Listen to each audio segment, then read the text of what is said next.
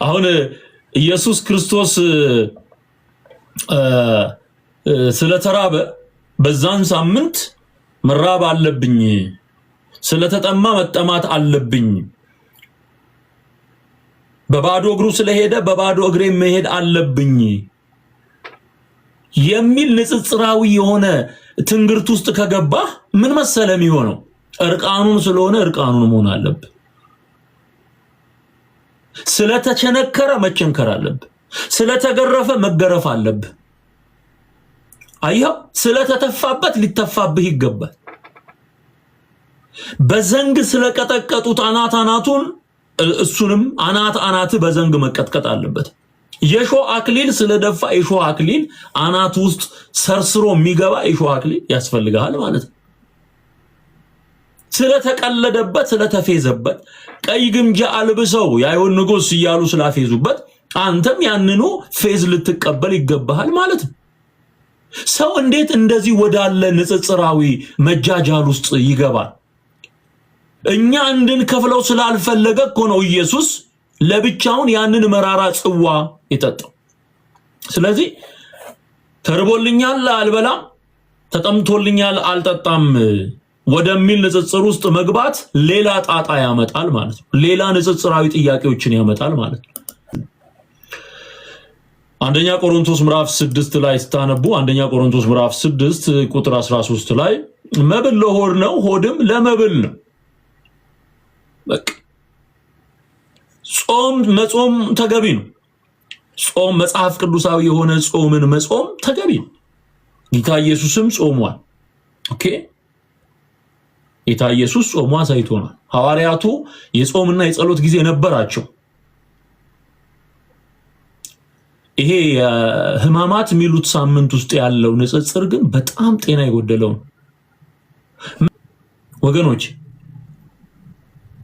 ከበላህ አትገባም ወደ እግዚአብሔር መንግስት፣ ከጠጣ አትገባም።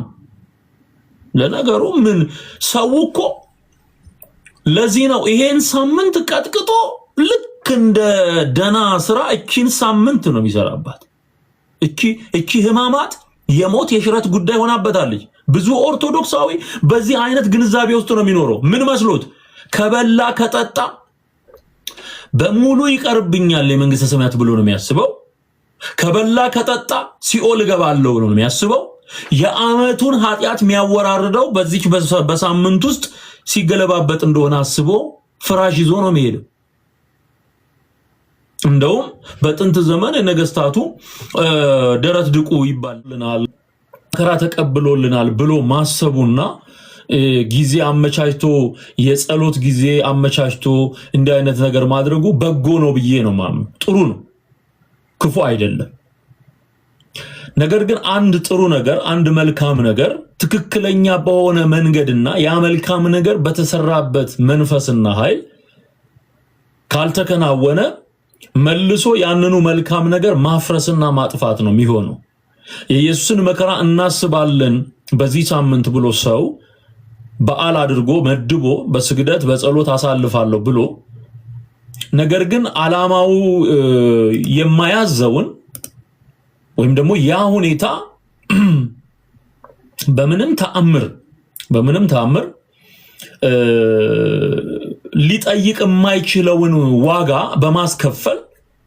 በማስከፈል ህዝብ ላይ እንደዚህ አይነት የአመጽ ስራ የሚሰራ ከሆነ ዓላማውን ስቷል ማለት ነው እንጂ የኢየሱስን መከራ፣ የኢየሱስን ስቅለት፣ የኢየሱስን ሞት በማሰብ ምናሳልፈው ሳምንት ነው ብሎ በህብረት እንደዚህ ማድረጉና ማሰቡ በዓል ማዘጋጀቱ ክፉ ነው ብዬ አላስብም። ኦኬ፣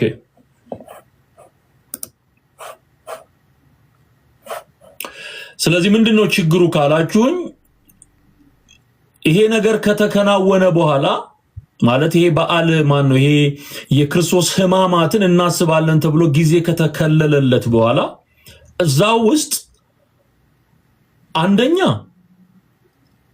ኢየሱስ ያላዘዘው ሐዋርያቱ ያላስተማሩት መጽሐፍ ቅዱስ ላይ የሌለ የሰዎች ስርዓት አትንካ፣ አትቅመስ፣ አትሂድ፣ አትቀመጥ፣ አትነሳ የሚል ህግ የጨመሩት እነሱ መሆናቸው። በሐዋርያቱ ዘመን እንዲህ አይነት ስርዓት የለም። ይሄ የሰው ስርዓት ይባላል። የሰው ስርዓት በመከተል በከንቱ ያመልኩኛል ብሎ ጌታ ኢየሱስ እንደተናገረው የሰው ስርዓት። ከዚህም በፊት ደጋግሜ እንደነገርኳችሁ የጌታ ትምህርት የሚባል አለ፣ የሰው ትምህርት የሚባል አለ፣ የአጋንንት ትምህርት የሚባል አለ። ከሰውም ባለፈ አንዳንድ ትምህርቶችን በዚህ ሰሞን በህማማት የሚያደርጉትን ስታዩ የአጋንንት ትምህርት ነው። ጧፍ አስሮ ይሁዳ ነው ብሎ መቀጥቀጥ፣ ይሁዳንና ዘሩን መርገም፣ የይሁዳ ወልዱ ወለውሉዱ ይደምሰስ እያሉ በመቋሚያ መቀጣቀጥ፣ የእርግማን አሰራር፣ ጥቁር አልብሶ ማሮጥ። ኦኬ፣ እነዚህ ነገሮች አጋንንታዊ ልምምዶች ናቸው። ሌላው መጽሐፍ ቅዱስ ላይ የሌሉ ሐሰተኛ የሆኑ የአምልኮ ስርዓቶችን መፈጸም በድርሰት መልክ በመጽሐፍ መልክ አስገብቶ እንደነ መጽሐፈ ዶሮሆ የዶሮ መጽሐፍ እንደሚባለው አይነት በዚህ ሳምንት ነው የሚነበቡ። ዶሮ እንኳን መጽሐፍ አለ። የዶሮ መጽሐፍ በዚህ በሰሙነ ከጌታ ከኢየሱስ ጋር ድርሰት ደርሰው ዶሮሆ ብለው እንግዲህ በሳቅ ሲጨርሱን ነው የከረሙት። ገብረ ኪዳን ወጥቶ ይሁዳን ተው ይሁዳ እያለ ሲወቅሰው እንግዲህ ዶሮ አስቡት። እንደዚህ አይነት የእግዚአብሔር ቃል ጨርሶ ማቃቸው በእግዚአብሔር መንግስት ውስጥ የሌሉ ጉዳዮችን በህዝብ ጆሮ የሚደፉበት ሳምንት። ዓላማው መልካም ቢሆንም ነገር ግን እየተደረገ ያለው ነገር በሙሉ በጣም ትልቅ ስህተት ነው። በጣም ትልቅ ስህተት። ከዚህ በፊት በተደጋጋሚ በተለይም የህማማት ተጨማሪ ህመሞች በሚል ርዕስ ያስተማርኩትን ትምህርት ወደ ኋላ መለስ ብላችሁ ብታዩት በጣም አስገራሚ የሆኑ ድርሰቶች አሉ። በዚህ ዕለት የሚባሉ በእነዚህ ከሰኞ ጀምሮ እስከ አርብ ድረስ ባለው እስከ ቅዳሜ ድረስ ባለው ከዛ ደግሞ የትንሣኤ ቀን የሚባሉ አሳፋሪ የሆኑ ከክርስትና እምነት የማይጠበቁ አደገኛ የአጋንንት ድርሰቶች አሉ። አደገኛ አሁን ብትፈትሸው ብታነጥረው ምንም እዚህ ግባ የሚባል የእግዚአብሔር ቃል እውነት የሌለው ተረት ነው የሚበዛው። በዚህ ቀን አሁን ፎከስ የምናደርገው ምኑ ላይ ነው? ይሄንን አታድርጉ፣ ይሄን አትብሉ፣ ይሄን አትጠጡ፣ ትንሽ ጨው ጠብ ያለበት ውሃ ጠጡ ሲል ነበረ ገብሬ ሰሞኑን ወጥቶ። እስቲ እንትኑንም ካገኛችሁ ላኩልኝ። እስቲ እናንተም አገኛችሁ ላኩልኝ። በጣም እኮ የሚያስገርም ብዙ ነገር ነው እየሰማን ያለን። ብዙ ነገር የላመ የጣመ የበላ ሲኦል ይገባል ነው እያለ ያለ። ሲኦል ይገባል። በዚህ ሳምንት ውስጥ ምግብ የበላ ሰው ሲኦል ይገባል ነው እያለ ያለ። ይሄ እንዴት ይታያል የሚለውን በደንብ ማጤንና መመልከት ስለሚያስፈልግ ነው። እሺ አንድ ጊዜ ቪዲዮ ላምጣላችሁና ገብሬ የተናገረውን ጉዳይ እዚህ ጋር አንስተን እንነጋገር እስቲ።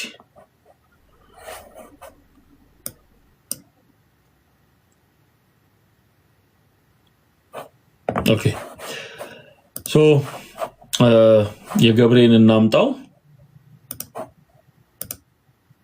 ሳምንት ቤተክርስቲያን ተላ ደስታ ያደረገ ጌጥ ያጌጠ ደስ ያለው ይሄን ያደረገ ከሚስቱ ጋር አንድ ወይም ከባሏ ጋር አንድ የሆነ በመኝታ የተገናኘ መብል መጠጥን አብዝቶ የሚደሰት ሰው ቁጥሩ ከአይሁድና ከይሁዳ ጋር ነው ማለት ነው። ሰሞኑን የክርስቶስን መከራ እያሰብን ቤተክርስቲያን ተግቶ በመዋል በማደር ቀንም ሌትም በ24 ሰዓት የሚነበብ ግብረ ሕማማት የሚባል መጽሐፍ አለ ከሊቃውንት የተሰበሰበ። ይህንን ግብረ ሕማማት በሕማማት የ6 ወር ጎዳና እንኳን ቢሆን ሂዶ ቢታጣ ሊሰሙት ይገባል። ግብረ ሕማማት ማለት የክርስቶስ የሕማማቱን ስራ የሚናገር መጽሐፍ ማለት ነው። መጽሐፉም ሌላ አይደለም። ከነቢያት ሐዋርያት አባቶቻችን በዲድስቅልያ ከሰሩት ከሲኖዶሳቸው ከአዲስ ኪዳን ከብሉይ ኪዳን ከሊቃውንት መጽሐፍ ተውጣቶ የተዘጋጀ የክርስቶስን መከራ አንቀጹን የሚናገር መጽሐፍ ነው። ያንን ቁጭ ብሎ እየሰሙ ወሬ ሳያወሩ ሐሳብ ስጋዊ ነገርን ትቶ ስራ ሳይሰሩ ወደ ግል ስራ ሳያዘወትሩ በቤተክርስቲያን ተወስኖ መቆየት ይገባል። ኦኬ፣ በዚህ ሰሞን ደስ ያለው አለ ደስ ያለው የላመ የጣመ የበላ ቁጥሩ ከይሁዳ ጋር ነው። ሲኦል ይወርዳል። ሌላም ቪዲዮ ጨምርላችሁ። ያው ብዙ ነገር ነው ያው ሰውየው የሚናገረው ታውቃላችሁ። ይሄኛውን ቪዲዮ ደግሞ እንስማው። ሕማማት ላይ በዞራው ሰዋል የሕማማት ስግደቱ በዚያ ይመጣል። የሕማማት ስግደት በሕማማት ባል ያገርጅዋል። በሕማማት እመቤታችን ልትሆን ይሰግዳል አይሰግድም? ይሰግዳል። ለምን ሲባል ሳምንቱ ራሱ በዓል ነው። በዓሉ ግን የስግደት በዓል ነው። የምን በዓል ነው? ለምሳሌ በጌታችን አባይ በዓል አይሰግድም። ምሳሌ የጥምቀት የሰገደና ያወቀሰ ሰው ውጉዝ ነው። ያለቀስ የተቆጣ ያዘን የልደት ያለቀስ የተሳለ ያዘነ ሰው በበረከ ምጽአት ጊዜ አዝኖ ተክዞ ወደ ሲኦል ይወርዳል። በእነዚህ በዓላት አዝኖ ተክዞ ወዴት ይወርዳል? ወደ ሲኦል ይወርዳል ነው እያሉ ያሉት። በደንብ ስማው። አባይ በዓል አይሰግድም። ምሳሌ የጥምቀት የሰገደና ያወቀሰ ሰው ውጉዝ ነው። ያለቀስ የተቆጣ ያዘን የልደት ያለቀስ የተሳለ ያዘነ ሰው በበረከ ምጽአት ጊዜ አዝኖ ተክዞ ወደ ሲኦል ይወርዳል። በእነዚህ በዓላት ያዘን በሕማማት የተበሰረ ሰው እኩል ነው። በሕማማት ደስ ያለ ሰው እስኪ ጠግብ ይበላ ሰው ደስ ያለው ሰው የራምን ፍሬ ክርስቶስ በመሳረ ለጽዮን ቅርቦት እንዲያደርግ። ስለዚህ ያንን ለማለት እዚህ የመከራ ሳምንት ነው። ያን ስናደርግ ግን በአበይት በዓላት አይሰገድም ብለናል። የትንሣኤ የልደት ግን አበይት በዓላት ነው። በአበይት በዓላት ወይም በጌታችን አብይ በዓል አይሰገድም ብለን ሲያበቃ ግን የሰጠነት እንሰግዳለን። ግን አብይ በዓል ነው አይባልም። እንዲሁም ከሰነበተው ሰምቶ የስቅለት የሚዘጋው 400 ዙመታ ሰምታለሁ አርቆ መጨረሻ ላይ 12 ሰዓት ላይ በዓሉ ሲያል ሲጠናቀቅ ቀኑን ሙሉ ስንሰግድ ብለን እንደገና በ400 ሲወጣ አሁን ይስገዱበት ስግደት በዝቶ የሚደረግበት ነው። ለምን ሲባል በዓሉ የስግደት በዓል ስለሆነ የምንባል ያልኳቸው የስግደት በዓል በዚያ ሰሞን ቤታችንቱ አብረት ሃይማኖት ሲደውሉ ማንም ላይ የገብርኤልነት በማለት እንዳ ከገብርኤል ሲያ ይሰገዳል። እዛ ጊዜ የሚጠቃቅስ ካለ የሰነቶች ነው ማለት እዛ ጊዜ ባህል ነው የሚሰው ካለው ማረፍ ያጉጋል። ስለዚህ የዛ ጊዜ ይሰገዳል። የያርቶዳችን ጋር ይሆን ሰግደን አጋንንት በማስፈገድ ያብቃል። ደስ ያደረገው አሁን ተመልከቱ፣ እንደሰማችሁት ነው። በሕማማት የሰገደ ማን ነው ደስ ያለው? በሕማማት ደስ ያለው የላመ የጣመ የበላ ያው እነሱ የሚደረድሯቸው ይሄ በባዶ እግር መራመድ፣ ከሰው ጋር አትሳሳሙ፣ ከሚስት ጋር አተኛ፣ ከባልሽ ጋር አተኝ፣ ይሄ ገላን ማጎሳቆል፣ እነዚህን የመሳሰሉ ነገሮችን አድርጉ ነው የሚለው ሕጉ። ያን ያላደረገና በጥምቀት በትንሣኤ በልደት በእነዚህ ደግሞ ያዘነ የተከዘ ሳይበላ ጦሙን የዋለ ሁለቱም ሲኦል ያስገባል ነው። ሲኦል ምን እንደሚያስገባ ራሱ አያውቁም። ሲኦል ቢያስገባ ኢየሱስ ክርስቶስን አለማመን፣ በጌታ በኢየሱስ ክርስቶስ አምኖ ዳግመኛ አለመወለድ እምቢ ብለህ ማለት ነው። እመን ስትባል እምቢ ብለህ፣ ተቀበል ስትባል እምቢ ብለህ አምፀህ ኢየሱስን አልቀበልም ብለህ ዳግመኛ ካልተወለድክ በአመጽ ከቀጠልክ መጨረሻ ሲኦል ነው። ለሰይጣንና ለመላእክቱ ወደ ተዘጋጀ የዘላለም እሳት ግቡ የሚባሉት እነሱ ናቸው። ኢየሱስ የሌላቸው ያንተ ውሃ መጠጣት ያንተ የላመ የጣመ መብላትና አለመብላት በእግዚአብሔር መንግስት ውስጥ የሚፈጥረው ምንም አይነት ተጽዕኖ የለም። ምንም አይነት በምግብ ላይ የተመሰረተ የእግዚአብሔር መንግስት የለም። መጽሐፍ ቅዱስ የሚለውንም እዚህ ጋር አምጥቼ ላሳያችሁ እችላለሁ። ምንድነው የሚለው እግዚአብሔር ቃል?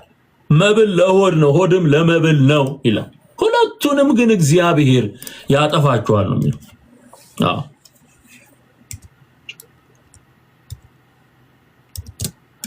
ከርስ አሁን ኢየሱስ ክርስቶስ ስለተራበ በዛን ሳምንት መራብ አለብኝ፣ ስለተጠማ መጠማት አለብኝ፣ በባዶ እግሩ ስለሄደ በባዶ እግሬ መሄድ አለብኝ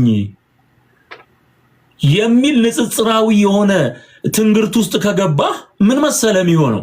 እርቃኑን ስለሆነ እርቃኑን መሆን አለብህ። ስለተቸነከረ መቸንከር አለብህ።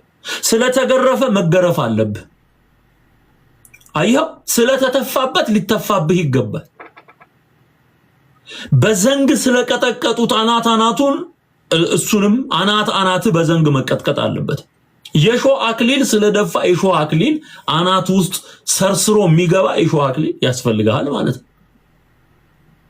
ስለተቀለደበት ስለተፌዘበት ቀይ ግምጃ አልብሰው የአይሁድ ንጉሥ እያሉ ስላፌዙበት አንተም ያንኑ ፌዝ ልትቀበል ይገባሃል ማለት ነው። ሰው እንዴት እንደዚህ ወዳለ ንጽጽራዊ መጃጃል ውስጥ ይገባል? እኛ እንድንከፍለው ስላልፈለገ እኮ ነው ኢየሱስ ለብቻውን ያንን መራራ ጽዋ የጠጣው። ስለዚህ ተርቦልኛል አልበላም፣ ተጠምቶልኛል አልጠጣም ወደሚል ንጽጽር ውስጥ መግባት ሌላ ጣጣ ያመጣል ማለት ነው። ሌላ ንጽጽራዊ ጥያቄዎችን ያመጣል ማለት ነው። ስለዚህ መብል ለምንድን ነው? ለሆድ። ይሄንን ጥቅስ ተመልከቱልኝ። አንደኛ ቆሮንቶስ ምዕራፍ 6 ላይ ስታነቡ አንደኛ ቆሮንቶስ ምዕራፍ 6 ቁጥር 13 ላይ መብል ለሆድ ነው፣ ሆድም ለመብል ነው። በቃ መጾም ተገቢ ነው። ጾም መጽሐፍ ቅዱሳዊ የሆነ ጾምን መጾም ተገቢ ነው። ጌታ ኢየሱስም ጾሟል። ኦኬ፣ ጌታ ኢየሱስ ጾሟ አሳይቶናል። ሐዋርያቱ የጾምና የጸሎት ጊዜ ነበራቸው። ይሄ ህማማት የሚሉት ሳምንት ውስጥ ያለው ንጽጽር ግን በጣም ጤና የጎደለው ነው። መብል ለሆድ ነው፣ ሆድም ለመብል ነው። እግዚአብሔር ግን ይህንንም ያንንም ያጠፋቸዋል። ስጋ ግን ለጌታ ነው እንጂ ለዝሙት አይደለም፣ ጌታም ለስጋ ነው ይላል። ማለት ለመንፈሳችን ለነፍሳችን ብቻ ሳይሆን ለስጋችንም ጌታ ኢየሱስ ያስፈልገናል። ይሄ ስጋ ይዋጃል። ጌታ ኢየሱስ በትንሳኤው እንደተነሳው ድል አድርጎ እንደተነሳው የሚበሰብሰው የማይበሰብሰውን የሚሞተው የማይሞተውን ለብሶ እንነሳለን። የእግዚአብሔርን መንግስት የምንኖርሰው በተነሳው አዲስ አካል ነው። ወገኖች ከበላህ አትገባም ወደ እግዚአብሔር መንግስት፣ ከጠጣ አትገባም። ለነገሩ ምን ሰው እኮ ለዚህ ነው ይሄን ሳምንት ቀጥቅጦ ልክ እንደ ደና ስራ እቺን ሳምንት ነው የሚሰራባት። እቺ ህማማት የሞት የሽረት ጉዳይ ሆናበታለች። ብዙ ኦርቶዶክሳዊ በዚህ አይነት ግንዛቤ ውስጥ ነው የሚኖረው። ምን መስሎት ከበላ ከጠጣ በሙሉ ይቀርብኛል የመንግስተ ሰማያት ብሎ ነው የሚያስበው። ከበላ ከጠጣ ሲኦል እገባለሁ ብሎ ነው የሚያስበው።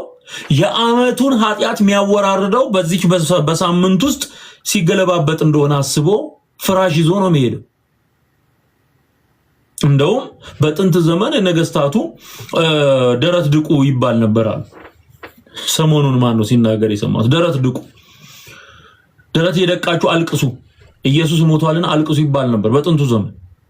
እና እነዚህ እመቤቶች የነገስታት ፋሚሊዎች ምናምን ገረዶቻቸውን ይዘው መሄድ ጀመሯል።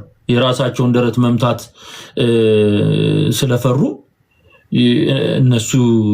እነሱ ይቆማሉ። እነዚህ ገረዶቹን ያቆማቸው ወይም ሰራተኞችን ያቆሙና የነሱን ደረት እየመቱ እነሱ ያለቅሳሉ አሉ። እነሱ ያለቅሳሉ።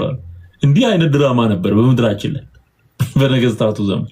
አልቅሱ ይባላል። ይላል ደረት ይደቅ። ጌታ ኢየሱስ ግን ምን አለ? እናንተ የእስራኤል ሴቶች ለልጆቻችሁ አልቅሱ፣ ለራሳችሁ አልቅሱ። ኢየሱስ የሚለቀስለት ጌታ አይደለም። ደረት የሚደቃለት ጌታ አይደለም። ኢየሱስ ሞትን ድል ያደረገ ንጉስ ነው። በመስቀል ላይ ስለኛ የተሰቀለ ኃጢአትን ያሸነፈ፣ ሞትን ያሸነፈ፣ ፍርድን ያሸነፈ፣ አጋንንት የጨለማውን መንግስት ያሸነፈ፣ ሲኦልን ያሸነፈ ጌታ አዮ። ስለዚህ ደረት የሚደቃለታል። ለራስ ደረት ድቃ፣ ለራስ አልቅስ። ያ ማለት ደግሞ በቅጡ ንስሐ መግባትና ጌታን ተቀብሎ መዳን። እሪ ያልክ እንድትኖር የሚያስተምር የመጽሐፍ ቅዱስ ክፍል የለም። ፍቅሩ ሲነካ ታለቅሳል። የጌታ ፍቅር ሲታወስ ሳምንቱ ህማማት ባይሆንም አሁን ጴንጤ በማልቀስ ነው የሚታወቀው አይደል? ጴንጤ በማልቀስ ይታወቃል። ምንድነው እነዚህ ሰዎች ዝም ብለው እየወጡ የሚያለቅሱት ይላሉ። እንደውም ኦርቶዶክሶቹ ትልቁም ህፃኑም ያለቅሳል። የጌታ ፍቅር የነካው ያለቅሳል። ለምን? ይሄ ሳምንት የሚመደብለት ጉዳይ አይደለም። የኢየሱስ ፍቅር በክርስቶስ ኢየሱስ አምነ ዳግመኛ ስትወለድ በየዕለቱ የጌታ ስቅለት የተከፈለልህ ዋጋ ኤቭሪ ሲንግል ዴይ ትዝ ይልሃል። ጌታን ታከብራለህ፣ በእንባ ታከብራለህ፣ በዝማሬ ታከብራለህ፣ በምስክርነት ታከብራለህ። በጣም ብዙ ነገሮች አሉ። ሳምንት ተጠብቆ መገለባበት ግን ይሄ ኖርማል አይደለም። በዛ ላይ ከሲኦልና ከመንግስተ ሰማያት ጋር አገናኝቶ የበላ ይሄው አሰማዋችሁ፣ ደግሜ ያሰማችኋለሁ። የበላ የጠጣ ሲኦል ይገባል እያሉ እያስፈራሩት ማለት ነው። እያስፈራሩት ስንት የሚያስፈራ ነገር ባለበት ዘመን ሰው በሌላም ጭንቀት ውስጥ ነው የሚኖረው ማለት ነው። አሁን ኦርቶዶክሳውያን ይሄን መልእክት የምትሰሙ አንቺ ምግብ ስለበላሽ ሲኦል አትገቢም። ሲኦል የሚያስገባው ነገር ምንድነው? ጌታን አለመቀበልሽ ነው። ዋናውን ነገር ሳይነግሩት ለሰው ተረቱን እየነገሩት ሲኦል ትገባለህ በሚል ፍራቻ መጥቶ የማያውቀውን ግዕዝ የማያውቀውን ግሪክኛ ሲሉበት ይውላሉ ማለት ነው።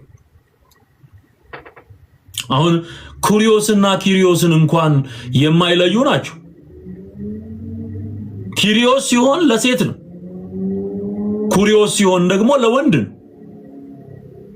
ኪሪያ ላይሶ ካለ እመቤት ሆይ እንደማለት ነው። ባይዘው ይሄ በጣም አደገኛ ነገር አለ ውስጡ። እነዚህ ሰዎች ወደ ማን ነው የሚሰግዱት የሚለውንም ጥያቄ ውስጥ የሚያስገባ። የግሪክኛ ቋንቋ ሰው መጠቀም ካማረው ግሪክኛን በደንብ አድርጎ አጥርቶ ቃላቱን ጭምር አጥርቶ ማወቅ፣ አክሰንቱን ጭምር ማወቅ አለበት።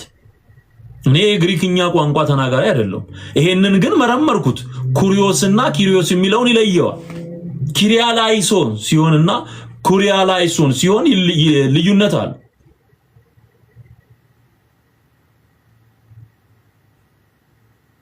ኪ ሲሆን ለሴት ነው ማለት፣ ለሴት እመቤት ሆይ እንደማለት። እመቤት ሆይ። ስለዚህ ልትሰሙ የሚገባው በዚህ ሰሞን ኢየሱስ ተሰቅሎልናል ሞቶልናል ብላችሁ የምታምኑ ከሆነ እሱ በጣም ትልቅ ነገር ነው። ኦኬ። የሞተልህ ግን አንተ በዚህ ሳምንት ውስጥ እየተራብክና ባዶ እጅህን እየሄድክ መከራ ተቀብያለሁ ብለህ መንግስተ ሰማያት እንደሚገባ ሰው እንዳትታለል። ባዶ እግር መሄድ መንግስተ ሰማይ የሚያስገባ ቢሆን ኖሮ በኢትዮጵያ ምድር ጫማ የገባው በተለይ ገጠር ውስጥ በቅርብ ነው። በእግሩ ነው ሲተከትከው የሚኖረው ደና ገበሬ። ዘመዶቻችን በእግራቸው ተራራ ሲወጣ ቁልቁለት ሲወርድ በእግሩ ነው። ወንድሜ በእግር መሄድ እንትን ቢሆን ኖሮ ማለት ጽድቅ ቢሆን ኖሮ የኢትዮጵያ ህዝብ እንዳለ ይጽድቅ ነበር። ስንት ፐርሰንቱ ነው ገበሬ የሚባለው ኢትዮጵያ ህዝብ? ስንት ፐርሰንቱ ነው? ሲጠቁም የምታውቁ ከሆነ በጣም አብዛኛው ህዝብ አርሶ አደር። ኢትዮጵያ ውስጥ ጫማ ከሚያደርገው ይልቅ ጫማ ማደርገው ይበዛል። ጽድቅ ቢሆን ኖሮ በባዶ እግር መሄድ ጸደቀ ማለት። እንዲህ አይነት ግን ድራማ በክርስትና ህይወት የለም። 85% አቤል እሺ 85% ጫማ የለው።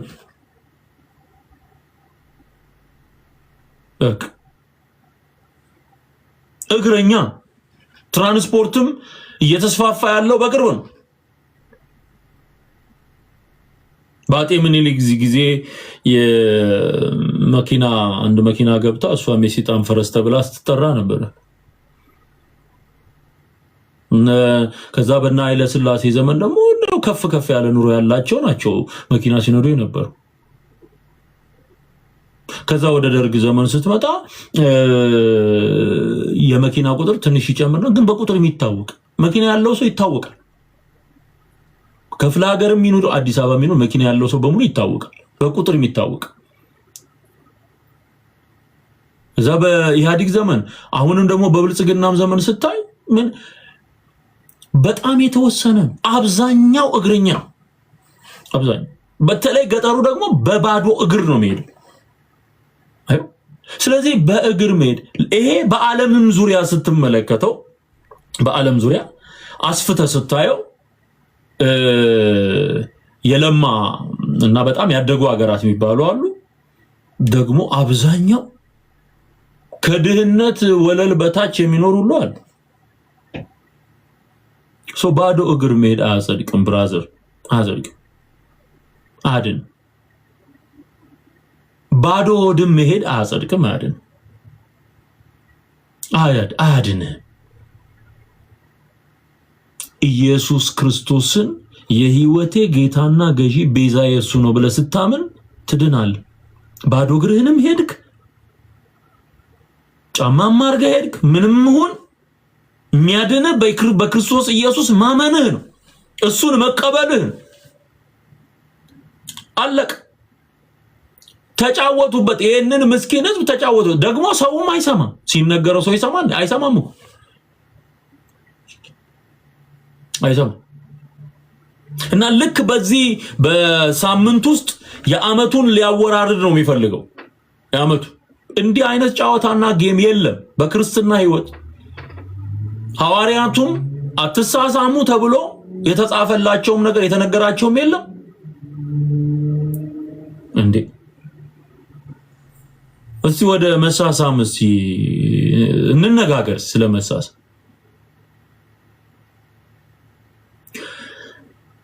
አሁን በእውነት እየተሳሳመ ነው የሚኖረው ቄሱ መርጌታው፣ ቄሱ፣ ጳጳሳቱ እየተሳሳሙ ነው የሚኖሩት በደናውን ጊዜ ማለት ህማማትም ሳይገባ እየተሳሳመ ነው ወይስ እየተነካከሰ ነው የሚኖረው?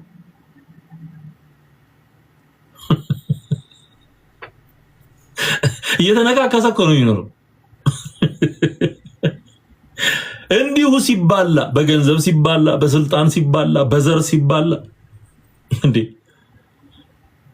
ኢየሱስ ሊገዛህ የሚገባው በአመት ውስጥ አንድ ሳምንት ለ7 ቀን ሳይሆን እድሜ ዘመንህን ሁሉ ኢየሱስ ሊገዛህ ይገባል። አይ ይሁዳ ኢየሱስን ስሞታል በዚህ ሰሞንና እኛም አንሳሳምም የሚል ድራማ እንድትጫወት አይደለም። በቅድስና አሳሳም እርስ በርሳችሁ ሰላምታ ተሰጣጡ የሚል ቃል አለ። በቅድስና አሳሳም፣ በወንድምነት ፍቅር፣ በእህትነት ፍቅር፣ በክርስቶስ ኢየሱስ ፍቅር በሰላም መኖርን የሚያሳይ። አንተ ወንጌል ሰብከ እንጀራ እየበላህ ብትኖር ትጸድቃለህ፣ ትድናለህ። እውነተኛውን ወንጌል ሰብከ እውነተኛውን ክርስቶስን ሰብከ በቃ ሰዎች እንዲድኑ ካደረክ በልተህ ጠጥተህ ያማረ ለብሰህ መኖር ትችላለህ፣ ትጸድቃለህ፣ ትድናለህ። አለመሳሳም በዚህ ሰሞን ወደ እግዚአብሔር መንግስት ውስጥ አያስገባ። ከተሳሳምክ ከይሁዳ ጋራ ትቆጠራለህ የሚለው የነ ገብሬ ተረት ጥቅም የለውም። እዚህ ግባ ማይባል ውሃ ማያነሳ ጉዳይ ነው። ደግሞ ቄስ መስቀል ሲያሳልም እንጂ ሲሳሳምም አይተናናቅ። እውነት ለመናገር ትከላም አይባባሉ ምን አብዛኞቹ ምን ማቃቸው ተገለማምጦ ነው የሚገባው። ከቅኔ ማህሌት ጀምሮ ይሄ ቄሶቹ የሚቆሙበት እንትን ጀምሮ ተገለማምጦ ነው ተቀጣቅጠው በዚህ በመቋሚያ እርስ በርሱ ድግምት እየተደጋገመ አንዱ አንዱን እያሳበደ ያው አሳዩአችሁ አይደለ? ካናዳ ያለ እንዴት አርገው እንደተጫወቱበት ድግምት አልቻለም መሰለኝ እሱ ወይ ትምርቱን አልዘለቀበትም ወይ ቆሎ ትምርት ቤት ውስጥ ተጫወቱብኝ አለ። በቃ አሳበዱኝ አለ። ወጥቶ ጮኸ። አንዱ አንዱ ላይ ድግምት ይሰራል፣ አንዱ አንዱን ያሳብዳል። የሚታወቀው አሁን ለሳምንት የምታደርጋት ያለ መሳሳም ኮድ አንተን ወደ እግዚአብሔር መንግስት ልታስገባ አትችል። ብትሳሳም ትከሻ ለትከሻ ሰላምታ ተሰጣተ ብታልፍ ሲኦል ሊያስገባህ የሚችል ምንም አይነት ምክንያት የለም።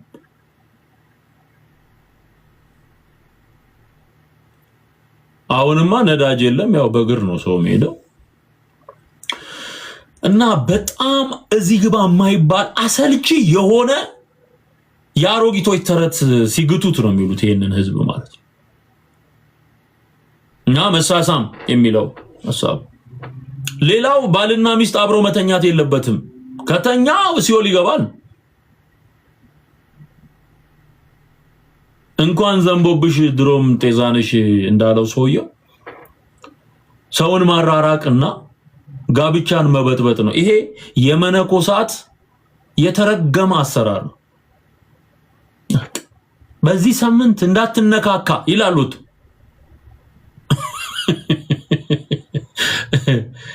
ጋብቻ ቅዱስ ነው፣ መኝታውም ንጹህ ነው ተብሎ ተጽፏል።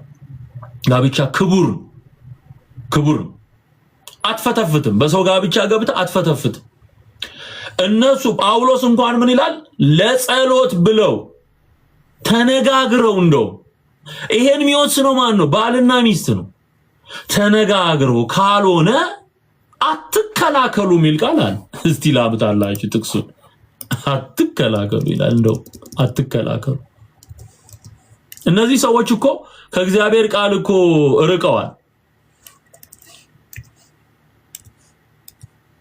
እነሱ ይከለክላሉ። ጳውሎስ አትከላከሉ ይላል። ለጸሎት ለጾም እንደው ተነጋግራችሁ ካልሆነ በስተቀር ይላል። አንደኛ ቆሮንቶስ ምዕራፍ 7 ቁጥር 5 አንደኛ ቆሮንቶስ ምዕራፍ 7 ቁጥር 5 ላይ ለጸሎት ትተጉ ዘንድ ተስማምታችሁ ተስማምታችሁ ለጊዜው ካልሆነ በቀር እርስ በርሳችሁ አትከላከሉ፣ ራሳችሁን ስለ አለመግዛት ሰይጣን እንዳይፈትናችሁ ደግሞ አብራችሁ ሁኑ ይላል። እዚህ ጋር ላምጣው። እውነት አይመስለውም አንዳንዱ።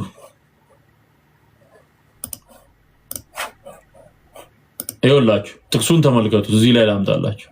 አሁን ገብሬ እነ ገብሬ ነው ኦርቶዶክስ የምታስተምረውንና መጽሐፍ ቅዱስ የሚለውን ዝም ብላችሁ አነጻጽሩት። በቃ እኛ እኮ ቃሉን ነው የምናነጻጽረው። የእግዚአብሔር ቃል ምን ይላል? የእነሱ ሐሰት ምን ይላል? አንደኛ ቆሮንቶስ ምዕራፍ 7 ቁጥር 5 ለጸሎት ትተጉ ዘንድ ተስማምታችሁ ምን አለ ማለት ነው? መስማማት የሚባል የቄስ ውሳኔ አይደለም፣ የመኖክሴ ውሳኔ አይደለም፣ የባልና የሚስት ውሳኔ ነው። አታብኳ የሰው ትዳር ውስጥ ገብተህ አታብኳ። እሱ እኮ ሚስት የለኝም ብሎ ነው የሚናገር። እሱ ሚስት የለኝም ድስት የለኝም ይላል። በእርግጥ ያው በጓሮ ብዙዎቹ ባለሚስት ናቸው፣ የሚታወቅ ነው ይሄ። እንደው በተፈጥሮ ካልሆነ በስተቀር አብዛኞቹ የታወቀ ቤት ሁሉ ትዳር ሁሉ የመሰረቱ ጳጳሳት ሁሉ አሉ። አሁን መጽሐፍ ቅዱሱም ላይ እኮ ቀይረውታል። አንድ ጳጳስ አንድ ሚስት ባል ወደሚለው አምጥተውታል። ለራሳቸው ነገሮችን እያመቻቹ ነው። መጀመሪያውንም የከለከላቸው እኮ የለም። ቤተክርስቲያንን ለመምራት ማግባት የለብህም የሚል ስርዓት የለም። የአንድ ሚስት ባል ነው የሚለው፣ እንደውም የአንድ ሚስት ባል። ስለዚህ ውሳኔው እንደው በመታቀብ እንኳን ለመቆየት ከፈለጉ ይሄ ውሳኔ ተስማምታችሁ የሚለው ቃል እንደሚያሳየው በባልና በሚስት መካከል ያለ ውይይትን የልብ አንድነትን የሚያሳይ እንጂ የመኖክሴ ጣልቃ ገብነት አያስፈልገውም። ምክንያቱም ምን ይላል? እርስ በርሳችሁ አትከላከሉ ካለ በኋላ ራሳችሁን ስለ አለመግዛት ሰይጣን እንዳይፈትናችሁ ይላል። እዚህ ጋር መከላከልና አብረን አንተኛም የሚል ያልተስማሙበት የልብ አንድነት ያልያዙበት ጉዳይ ሚስትን ወደ ሌላ ባልን ወደ ሌላ የሚያስኬድ ፈተና አጋንንታዊ ፈተና እንዳያመጣባችሁ አትከላከሉ። አብራችሁ ሁኑ። አብራችሁ አዮ ደግሞ ይሄ ብቻ አይደለም እኮ ይሄን ሳምንት ብቻ አይደለም የሚሉት እነሱ በጣም ብዙ በዓላት አሉ። በእነዛ በዓላት ባልና ሚስት አብራችሁ እንዳትሆኑ የሚል በጣም ብዙ አይነት ህግና ስርዓት አለ። አትንካ፣ አትቅመስ የሚሉ ህጎች ማለት ነው። እነዚህን ደግሞ ጳውሎስ በተለየ ሁኔታ ያወግዛል። ይሄ የሰው ስርዓት የሆኑ ትምህርቶችን አትቅመስ፣ አትንካ የሚሉት እሱን ላውጣላችሁ። ቆላሲስ ምዕራፍ 2 ላይ የሰው ስርዓት ነው። የሰው ስርዓት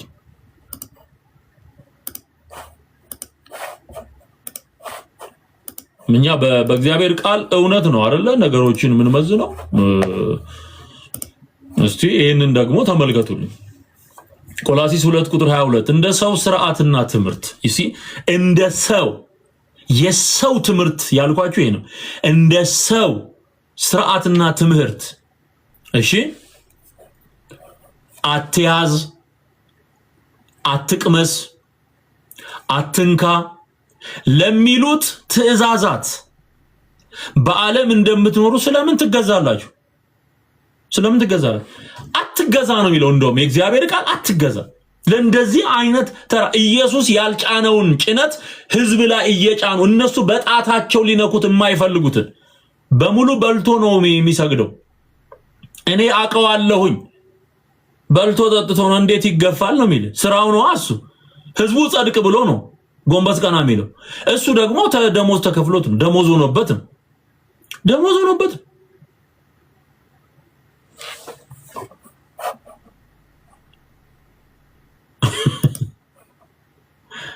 ደሞዝ።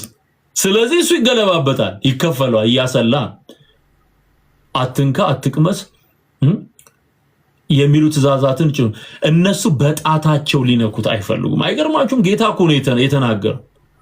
እነሱ በጣታቸው ሊነኩት አይፈልጉም ማለት ሌላው ላይ ግን ይጭኑታል። እግዚአብሔር እኮ ነው የገላገለሽ እህቴ፣ የገላገለ ወንድሜ። መደናቆር ማለት መደናቆር እዚህ ግባ የማይባል ያልተማረ ሰውዬ ፊደል ያልቆጠረ አስኳላ ያልሄደ ቄስ እስከ 5ኛ እንኳን ፊደል ያልቆጠረ ይጫወትበታል ህዝቡን ማለት ይጫወትበታል። ድግምቱን ነው ደግሞ የወጣው እሱ ድግምቱ አስማቱን ሰው እንዴት እንደሚያሳብድ ተምሮ ይወጥ ግዕዙን ነው ሸምድዶ ይወጥ። ስለምን ትገዛላችሁ? እነዚህ ሁሉ በመደረግ ሊጠፉ ተወስነዋልና በመደረግ ይሄ አይሁድም ዘንድ የነበረ በሽታ በመጀመሪያው 100 ክፍለ ዘመን በነበሩ አብያተ ክርስቲያናት ውስጥ አይሁድ ይሄንን አይነት ስርዓት ይዘው መጥተው ይሄን አታድርጉ ይሄን አድርጉ የሚሉ ብዙ ነገሮችን ሲሰሩ ነበር።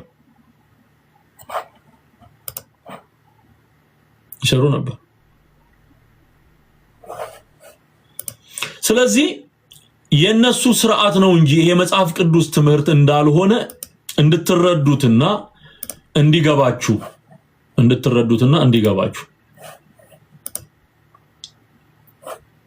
አትሳሳም፣ አትብላ፣ አትጠጣ፣ አትሳቅ። አትሳቅ እንኳን እንዳትስቅ። ኦይ ጉድ!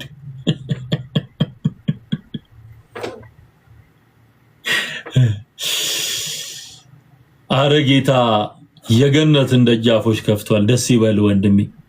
ወጋውለት ምቀኛ አትሳቅ ይላል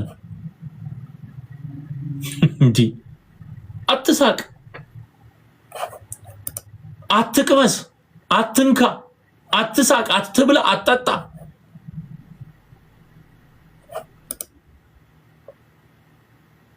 እና ምን ይሁን ሲያለቅስ ይዋል ማለት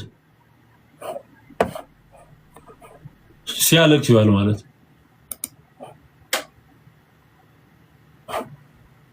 እነዚህ ሰዎች ናቸው። አሁን ማንቆርቆሪያ መቋሚያ ላይ ደፍቶ በጨርቅ ሸፍኖት ማንቆርቆሪያዋ እንዲህ ስትወጣ ከዚህ በፊት አሳይቻችኋለሁ። በቃ ሰው ነው የሚመስል እንደሱ አድርጎ ያቆመዋል።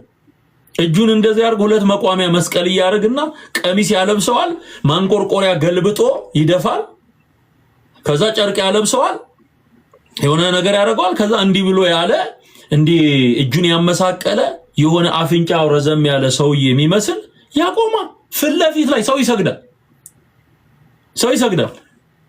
ተንኮላቸው ተንኮል መሰለን። ከዛ ደግሞ ለበዓል የመጣ ቀጤማ በሱት ይጠቀልላል። የአስከሬን የሚሸፈንበት የአስከሬን ሳጥን ይመጣላል። ሳጥን እሱ ሲመጣ የሚለብሱ ጨርቆች ታውቃላችሁ፣ የብልጭልጭ እሱን ይጠመጥሙበትና ቀጤማው ላይ ረጅም ቀጤማ ነው ይወጣ። እሱን ደግሞ ተሸክመው ልክ አስከሬን እንደያዘ ሰው ሆነው ደግሞ እየዞሩ ያሟርታሉ። ይሁዳ እያሉ ደግሞ መቋሚያ ይዘው ይቀጠቅጣሉ። ይሄ በሙሉ ድራማ ነው። ይሄ በሙሉ ይኸውልህ ሰው ወደ እግዚአብሔር ክብርና ወደ ክርስቶስ ኢየሱስ ሕይወት ሲመጣ ድራማ ነው የሚጥለው። ድራማ ይጥላል። እውነትን ነው የሚናገረው። ለህፃናት ድራማ መስራት መብቱ ነው። አምልኮ ብሎ ሰዎች ወንጌል ሰምተው እንዳይድኑ በጣም ብዙ አማልክትን ደርድሮ እዚህ ጋር ቀጤማ ይዞ አስከሬን ብሎ ሲያሟርት ስታይ እነዚህ ሰዎች ምንድነው እየሰሩ ያሉት ነው የምትለው? ምንድነው? ለምንድነው እንደዚህ ጨለማ ውስጥ የወደቁት?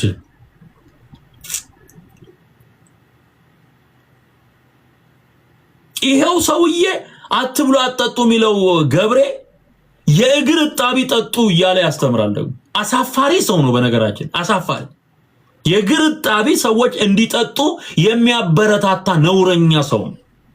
ነውረኛ ሰው የሃይማኖቱ አካሄድ እንዴት የበሰበሰ እንደሆነ የምታውቀው እግር እጣቢ ጠጡ ብሎ ያስተምራል።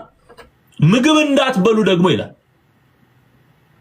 ስለዚህ የእግር እጣቢ የሚያስጠጡ ደና ምግብ የማይመርጡ ህዝቡን እንደዚህ ባለ ጉስቁልና እንዲኖር ሞራል የሌላቸው ሰዎች ናቸው። ስብዕና የሌላቸው ሰዎች ናቸው። ሀውካም የሰው እግር እጣቢ ወጋው የጠንቋይ መንፈስ ትዝ ይለኛል። በኢትዮጵያ ቴሌቪዥን የቀረበ አንድ ፕሮግራም ላይ ሰውየው አሁን ድኗል ነው የሚባለው። እያንጓለለ ባለው በርባክ አባባ ታምራት የእግር እጣቢ ያስጠጣ ነበር አሉ እና በቴሌቪዥን ቀርቦ ነው ያየነው። ሁላችንም ትዝ የሚላችሁ ከሆነ የእግር እጣቢ ያስጠጣቸው ነበር። ይህ እኮ የአውሊያ መንፈስ እኮ የአጋንንት መንፈስ እኮ ሀውካም መድረክ ላይ ቆመ የእግር እጣቢ ጠጡ አይደፋም አለ። እንደው አይደፋም እንዴ? ነውር ነው። አለመሰልጠን፣ አለመማር፣ ይሉንታ አለማወቅ፣ የጠንቋ አገልጋይ መሆን፣ የአጋንንት ፈረስ መሆን ይሄን ያመጣል። ሰውየው ሃይማኖተኛ ሊመስል ይችላል። ቢጫ ለብሶ ሲቆም በጣም የተከበረ ሃይማኖት ሰው ሊመስል ይችላል። የሚናገረውን ነገር ነው የምትመዝነው። በዚህም በኩል ደግሞ መጠጥ አትጠጡ አይባልም፣ አንድ ሁለት ይቻላል ብሎ ደግሞ ሲያስተምር ታይዋል። ሰማው ራሱ ማለት ይዘገንን። አትሳሳም፣ ምግብ አትብላ፣ አትጠጣ፣ ከሚስት ጋር አተኛ የሚሉት እነዚህ ናቸው ማለት ነው።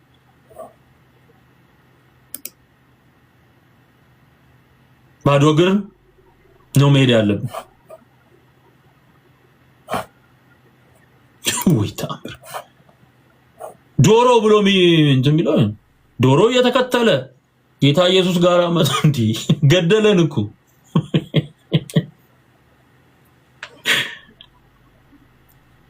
ተው ይሁዳ ይለዋል አለ እየተከተለ ተው ይሁዳ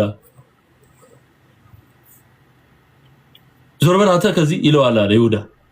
ይሄ ጴጥሮስ ጋር የነበረው ዶሮ ለሱ ዶሮ ጽሑፍ ሁሉ አለው፣ መጽሐፍ ሁሉ አለው። መጽሐፈ ዶሮሆ ተብሎ ተደርሶለታል። መጽሐፈ ዶሮሆ ገብረ ኪዳን ማለት የዶሮ ንስሐ አባት በለው። በቃ በቀላሉ የዶሮ ንስሐ አባት መጽሐፍ ጽፈውለት እነ ዘበነና አንድ ነው መንፈሳቸው። ዘበነና ገብረ ኪዳን አንድ ነው መንፈሳቸው፣ አንድ ነው። መጽሐፈ ዶሮሆ ያሉን እነሱ ናቸው። ወጥቶ ሌላው አፍሮ ቁጭ ብሏል።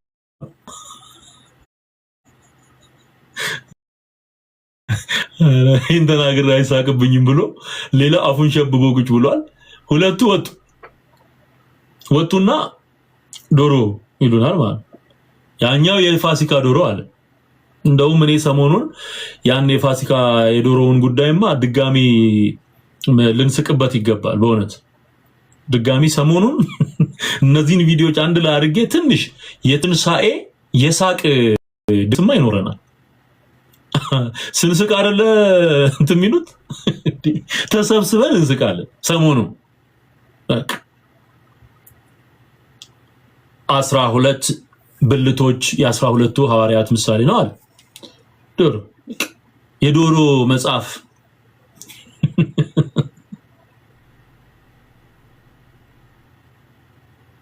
The Book of Chicken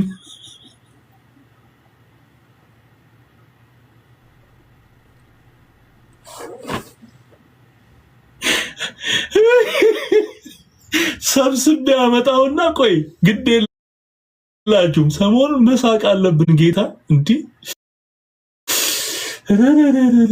12 ብልት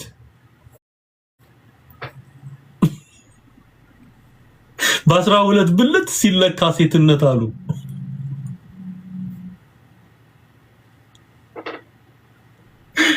እንቁላሎቹ ከቀዩ ወጥ ውስጥ ብቅ ሲሉ ትንሳኤ ነው አለ።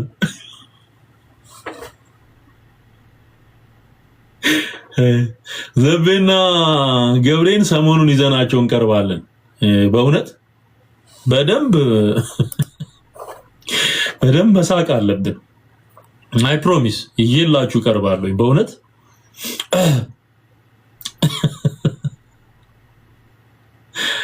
አቤት።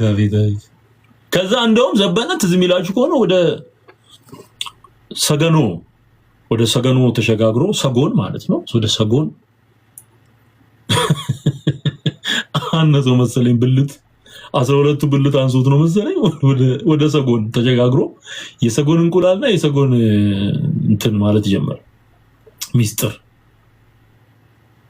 እኔ በተለይ ሁለቱ በጣም ነው የሚገርሙኝ፣ ዘበነና ገብረ ኪዳን። ገብረ ኪዳን ደብተራ ገብረ ኪዳንና ደብተራ ሁለቱ በጣም ነው የሚያዝናኑኝ። አንተ የሚባሉት ሽንኩርቱም ድንቹም የማርያም ነው የሚሉት።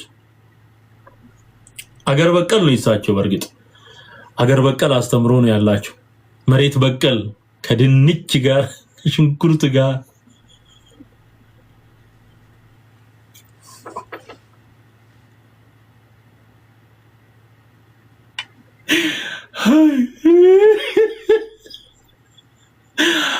ሃሌሉያ።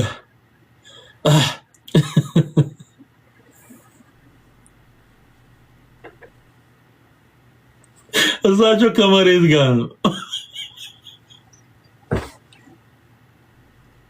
ሽንኩርቱም ድንቹም የማርያም ነው ይላሉ። በተወቅ ጠዋትና ማታ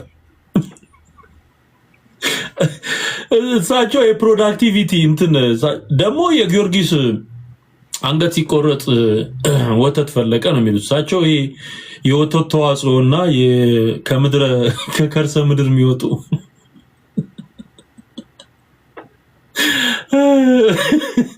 ድንችና ሽንኩርትን የመሳሰሉ እነዚህ ደግሞ የእንስሳት ምርት ተዋጽኦ የእንስሳት ምርት ዶሮና በግ ላይ ናቸው። እነዚህ ደግሞ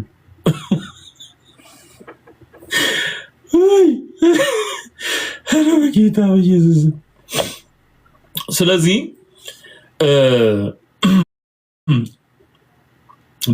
በህማማት ሲጀመር ህማማት ሰሞን ብሎ እንደዚህ አይነት ስርዓት መጽሐፍ ቅዱሳዊ አይደለም። መጽሐፍ ቅዱሳዊ አይደለም። የትንሣኤ አምነን እንድንመሰክር ነው የተጠራ ነው። የትንሣኤው ምስክሮች እንድንሆን እንጂ ድራማ እንድንሰራ አይደለም። ወደ ጌታ ወደ ኢየሱስ ክርስቶስ ወንጌል ህዝባችን ሊመለስ ይገባዋል። ህዝቡ ነው እኮ ህዝቡ ወደ ጌታ ወንጌል መመለስ አለበት። በቃ ወደ ጌታ ወንጌል መመለስ አለበት። ሌላው በዚህ ሳምንት ውስጥ የሚባሉ የድርሰቶች በግዕዝ የሚባሉ ድርሰቶች አብዛኛው ለፍጡራን የሚቀርቡ ናቸው። ሰው ለኢየሱስ የሚቀርብ ይመስለዋል። ኖ ግባና እየው ውስጡን ፈትሽ። ለማርያም፣ ለተክለ ሃይማኖት፣ ለነ አቡዬ በዛ አሁን ለምሳሌ የሚካኤል ደብር ከሆነ ሚካኤል የሚወደስበትና ለሚካኤል የሚሰገድበት ክፍል አለ። ማርያም ከሆነ ለማርያም የሚሰገድበት አለ። አቡዬ ከሆነ ለአቡዬ የሚሰገድበት አለ።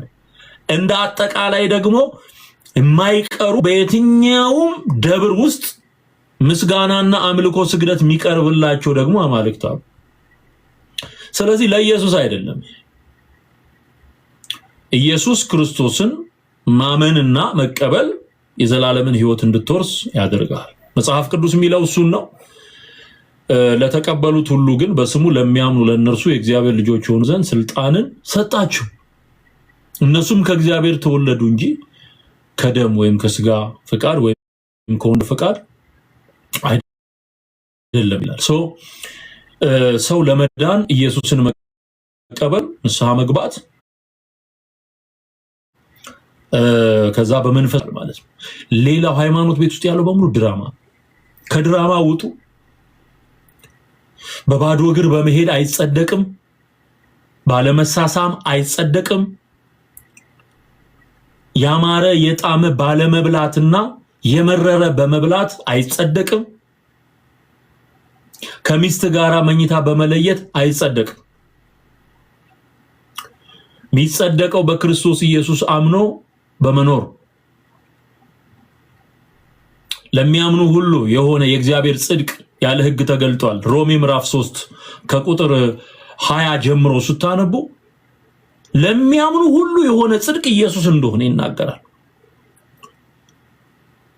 ስለዚህ ጫማህን አርገህ ሂድ፣ አትመጻደቅ ሰው ፊት። ኢየሱስ አይሁድን የኮነነበት አንዱ በመንገድ ማዕዘናት ላይ እየቆሙ መጸለይ ለታይታ በባዶ እግራው የሚያሽከረክር ምንድን ነው? ከግብዝነት ህይወት ውጡ። ጫማ አርገህ ሂድ፣ ፊትህን ተቀባ። ስትጸልዩ እንደውም ስትጾሙ ፊትህን ተቀባ ነው የሚለው። ፊትህን ተቀባ፣ አትጨማደድ ማለት ነው። ጾሚ ታራሚ ለመምሰል አትሞክር። ድራማ አትስራ።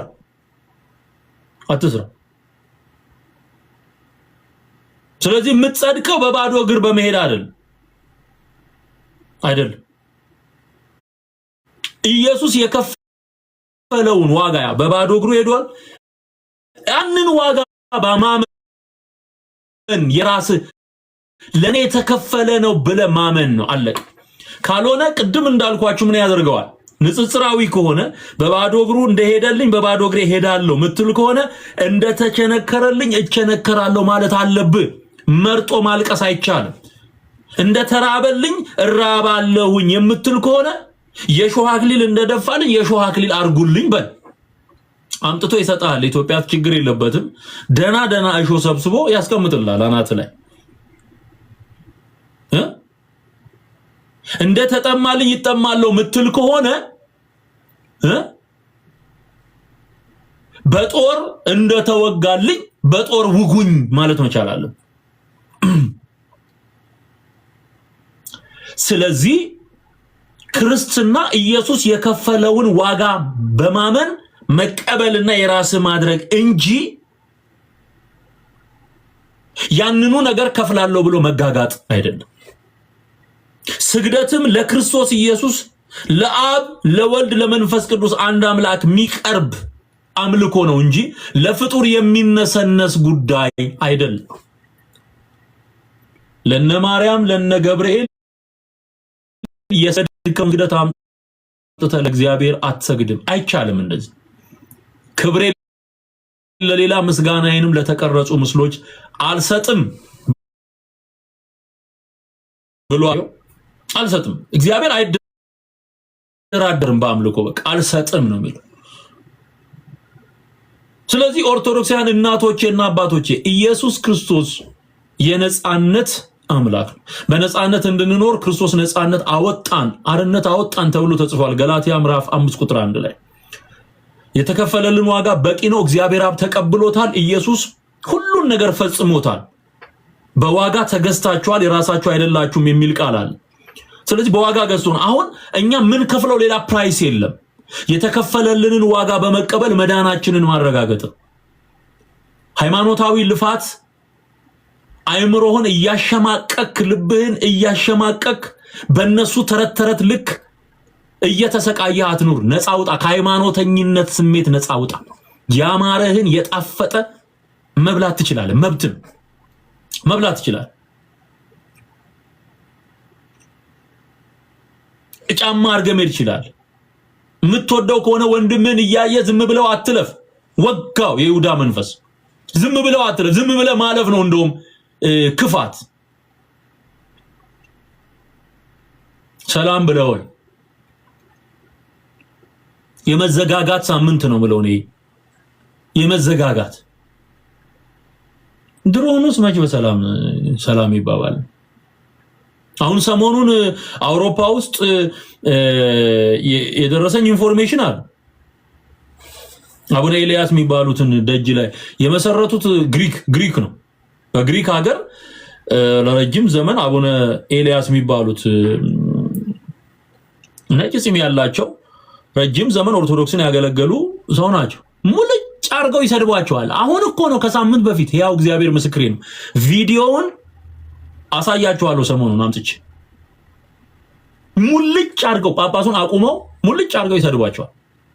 ሴቶቹ ተሰብስበው ነጠላ ያደረጉ ሴቶች ተሰብስበው ውጡልን ከመቅደሳችን እያሉ ጳጳሱ እሳቸው ውጪ ቆመው ይማጸናሉ። ኧረ እባካችሁ ልጆቼ ምንድነው እንደዚህ ያጨካከነን? ምን አድርግ ነው የምትሉኝ? እኔው አይደለም ወይ እዚህ ቦታ ላይ ይሄን ቤተክርስቲያን ጸያፍ ስድብ። ሽማግሌ እኮ ናቸው። እንዲህ አይነት ክርስቲያኒቲ አለን። ከዛ እዚህ ጋር ሰላም ሳትባባል ማን ላይ ነው ሙድ የምትይዙት? እግዚአብሔር እኮ ማንም አታልለው። ማን ፍቅር ይበልጣል፣ ፍቅር ይሻላል። ሰላም ብለው ለፍ ወንድምህ ለይሁዳ ብለህ ሰላም ሳትለው ታልፋለህ።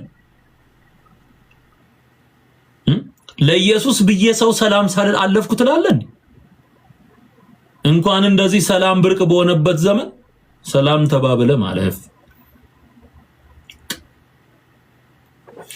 ይሄ ነው የዛሬው መልእክቴ። ስለዚህ ዋናው ሜሴጅ ሰው በምድር ላይ በሚከፍለው የትኛውንም አይነት ሃይማኖታዊ ዋጋ እና ስራ የእግዚአብሔር መንግስት ውስጥ አይገባ። ሰው ሚድነው በክርስቶስ ኢየሱስ በማመን ነው። እንዲሁ በጸጋው አድኖናል።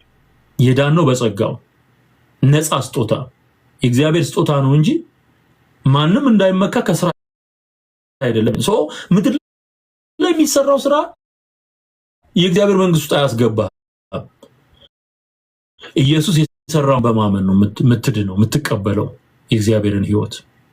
ይሄን በማድረግ ወደ ጌታ መንግስት እንድትመጡ በጌታ ፍቅር ጥሪና አቀርባለሁኝ። ወዳችኋለሁ። ዘመናችሁ ይባረክ። ምድራችን ተባርካ ተስተካክላ የሃይማኖት ስርዓቱ ተለውጦ ታድሶ ስር ነቀል ለውጥ ራዲካል ቼንጅ ተደርጎ ሪፎርሜሽን ተሰርቶ ከዛ በኋላ ማየት የምንፈልገው እውነተኛውን አምልኮ ያ እስከሚመጣ ደግሞ ሰዎች በተረተረት እንዳይጠፉ እውነትን እንደዚህ ባለ መንገድ በግልጽ እንነጋገራለን ማለት ነው። እንዳልኳችሁ ሰሞኑን ትንሽ የሚያዝናናውን ክፍል ደግሞ እየቀርባለሁኝ። ተባረኩልኝ። ፕሮግራሙን የምትከታተሉና ሚኒስትሪውን የምትደግፉ ወገኖች ሁሉ በጣም ነው የምናመሰግነው። ጌታ ኢየሱስ ዘመናችሁን ይባርክ። የዘላለም ሕይወት ሚኒስትሪ ኦንላይንም እንደዚሁም በዚህ ፊዚካሊ በኢትዮጵያ ምድር ለምንሰራቸው የሚኒስትሪው ቋሚ ስራዎች የገንዘብ ድጋፍ እንድታደርጉ እየተናገርኩ ነው። ሰሞኑን እየሰጣችሁ ያላችሁ ጌታ ኢየሱስ ዘመናችሁን ይባርክ። አሁንም ደግሞ ያልተባበራችሁ ያልሰጣችሁ ሰዎች እንዲድኑና የእግዚአብሔር መንግስት እንድትሰፋ የምትፈልጉ ከሆነ በገንዘብ ደግሞ መደገፍ ያስፈልጋል። ያለ ገንዘብ በዚህ ዘመን ምንም የሚሰራ ስራ እንደሌለ የምታዩት ነው።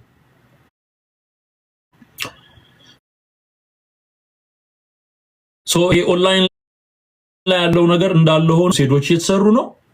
የመንፈሳዊ ጉባኤዎች የተዘረጉ ነው። እንደዚሁም ደግሞ የመጽሐፍ ቅዱስ ነፃ ስጦታ ለሰዎች የሚደርሱበትን መንገድ እየሰራን ነው። ይሄ በተለይ ዋን ባይብል ፎር ዋን ፐርሰን አንድ መጽሐፍ ቅዱስ ለአንድ ሰው በሚል መሪ ቃል የጀመርነው ብዙዎችን መጽሐፍ ቅዱስ የማስታጠቅ ስራ እየሰራን ያለ ነው እና ይሄ እንድታደርጉ በጌታ ፍቅር ጥሬን አቀርባለሁኝ። ወዳችኋለሁ። ዘመናችሁ ይባረክ። ስለነበረን ጊዜ ሁሉ ክብር፣ ምስጋና፣ አምልኮና ውዳሴ ለአምላካችን ለእግዚአብሔር ይሁን። እኔም ወዳችኋለሁ። ሻሎም ብያለሁ።